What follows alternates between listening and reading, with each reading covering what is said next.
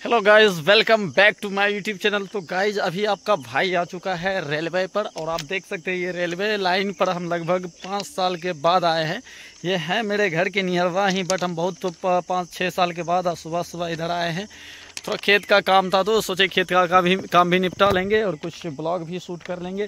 तो गाइज आज है 2 अक्टूबर और 2 अक्टूबर आपको पता है किस नाम से जाना जाता है। तो 2 अक्टूबर गांधी जयंती के नाम से जाना जाता है और 2 अक्टूबर के दिन ही गांधी जी का जन्म हुआ था, 2 अक्टूबर 1869 ईस्वी में।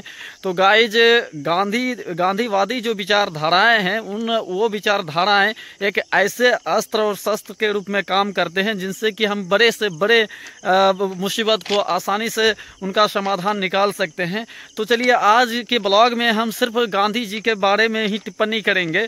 तो गांधी जी का जो मानना था कि हम कोई भी आंदोलन को अगर हम अस्थायी रूप से चला पाएंगे या आगे तक बढ़ा पाएंगे और किसी भी कानून या संविधान को तोड़ पाएंगे, तो उनका मुख्य उद्देश्य था कि हम कोई भी आंदोलन करेंगे तो वो आंदोलन एक अहिंसक आंदोलन होना चाहिए। जिनके लिए उन्होंने बहुत से आंदोलन किए, जैसे कि 1920-21 में वो असहयोग आंदोलन किए, 1929-30 में सविनय अवज्ञा आंदोलन किए और फिर वो दांडी यात्रा भी किए जिससे कि वो समुद्र के पास जाकर और नमक बनाकर स्वदेशी वस्तु यानी कि स्वयं बनाकर नमक कानून को भंग किए थे। गाइज अभी के जो भारतीय लोग हैं जो महात्मा गांधी को श्रेष्ठ पुरुष नहीं मानते हैं, जो कि गाली गलौज करते हैं, तो हम उनसे यही कहना चाहते हैं कि आप अपने पंचायत में आप देख लो एक बार, जो जितने भी मुखिया और जितने फंड के द्वारा पंचायत का निर्माण कार्य जो होता है उन पर भी भ्रष्टाचार हो रहा है। आप में इतना ही हिम्मत है तो आप एक मुखिया के खिलाफ आवाज़ उठाकर दिखा दो, जिन्होंने पूरे अंग्रेज को भारत से खदेड़ा, भारत पे जो कब्जा किया था अंग्रेजों, उनके खिलाफ आवाज़ उठाए।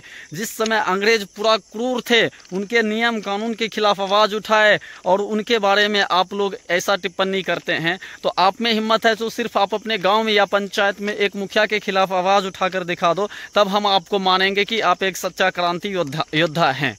तो गाइज जहाँ तक मेरा मानना है कि महात्मा गांधी एक श्रेष्ठ पुरुष थे और उन्होंने देश के लिए बहुत कुछ किए।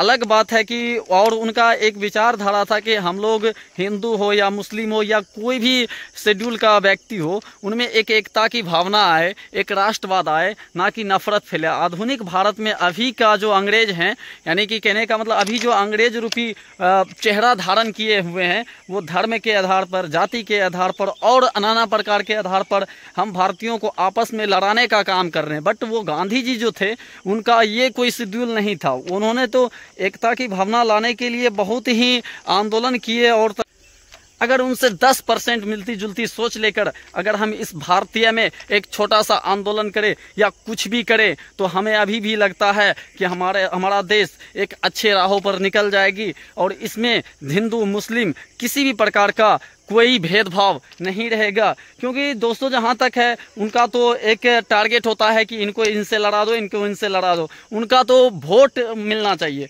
क्योंकि वो अपने बाप का नहीं होता है, अपने भाई का नहीं होता, अपने माई का नहीं होता है, अपने बहन भाई का नहीं होता है, तो वो मेरा क्या होगा। उनको क्योंकि वोट चाहिए और वोट चाहने के लिए वो अपने बाप को भी मरवा सकता है और अपने हिंदुस्तानी भाइयों को आपस में भी लड़वा सकता है। तो इस गांधी जयंती पर हम आपको इतना ही जानकारी देना चाहेंगे कि ये जितने भी हमारे आधुनिक भारत में ये जब सब जो किस्से चल रहे हैं, आए दिन सोशल मीडिया पर ये देखा जा रहा है कि यहाँ पर वो हो गया, वहाँ पर मुस्लिम के साथ ये ऐसा हुआ वैसा हुआ, तो ये ऐसा करने वाले के पीछे जो हमारे देश के भ्रष्ट नेताओं हैं उनका हाथ बहुत ही अत्यधिक रहता है और इसमें सिर्फ मारे जाते हैं तो एक गरीब एक आम इंसान मारे जाते हैं। लेकिन अभी के दरमियान में जितने भी देख रहे हैं हिंदू मुस्लिम के बीच जो मतभेद पैदा हो रहे हैं, उनसे इन नेताओं का कुछ नहीं होगा। इनसे अगर होगा तो आम जनताओं का होगा, आम जनताओं का कत्ल होगा, ना कि यहाँ पर किन्हीं नेताओं का कत्ल होगा। तो हम लोग एक भाईचारा बनाकर रखें और अपने देश को सिर्फ टेक्नोलॉजी की ओर ले जाएं, ना कि धर्म की ओर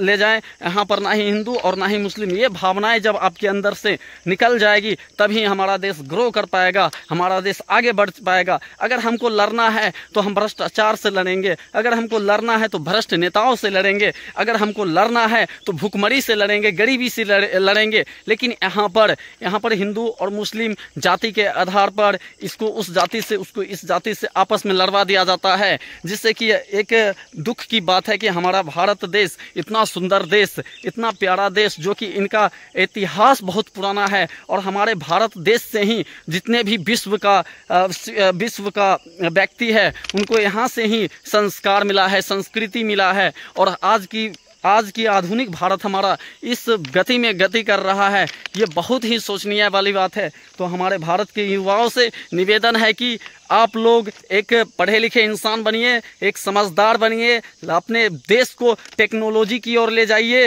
अभी आप देख सकते हैं जिस देश में धर्म पर कोई भी क्रियाकलाप नहीं होता है, धर्म को आगे नहीं बढ़ाया जाता है राजनीतिक में, वह देश अभी टेक्नोलॉजी में हमसे 20 साल 25 साल 50 साल आगे है। और हमारा देश अभी भी धर्म पर आधारित देश बन चुका है। वो हिंदू है, वो मुस्लिम, ऐसे करके वोट प्राप्त करा जाता है, जो कि एक संविधान के लिए, एक लोकतंत्र के लिए खतरे का संकेत बनता है दोस्तों। तो आप अपने दोस्तों को इस वीडियो को शेयर करें ताकि उनको भी पता चले कि हमारे देश के अंदर क्या क्या चल रहा है, और एक सच्चा योद्धा बने, भ्रष्टाचार के खिलाफ लड़े। कोई भी नेता हो, कोई भी हो, अगर वो गलत कर रहा है तो उनके खिलाफ आवाज़ उठाए, क्योंकि ये नेताओं एक छुपी अंग्रेज के रूप में है। क्योंकि अंग्रेज तो वो डायरेक्ट लग रहा था कि वो हम पर गुलाम किया हुआ है, तो हम उनसे डायरेक्ट लड़ते थे। लेकिन एक ऐसा नेता, भारत का नेता ऐसा बन चुका है, वो अंदर से अंग्रेज है और बाहर से भारतीयता का आवरण पहन रखा है। इसीलिए हमको उनके खिलाफ भी एक क्रांति की आवश्यकता है, एक आंदोलन की आवश्यकता है। तो उनके खिलाफ भी लड़ेंगे। जय भारत, जय बिहार, इनकलाब जिंदाबाद।